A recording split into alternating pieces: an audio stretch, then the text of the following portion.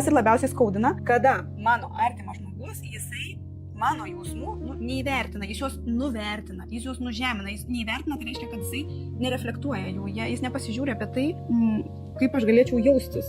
Jisgi taip nesijaučia, bet jis galėtų įsivaizduoti, kaip aš jaučiuosi, arba bent jau patikėti tuo, ką aš sakau.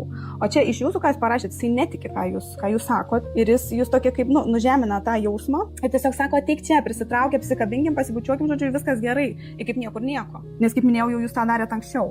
Ir jam suveikia tai, nes jeigu jūs iš karto būtumėt jį atstumus, jau pirmais kartais, kada jis taip darė, tada ta dinamika būtų pasikeitusi, jos nebūtų tokios. O jinai dabar yra, ir klausimas, kiek metų jinai tokia yra. Ir ją būna sunku pakeisti, bet aišku, aš nesakau, kad neįmanoma, viskas yra įmanoma, tik tiek, kad nėra lengva tą padaryti.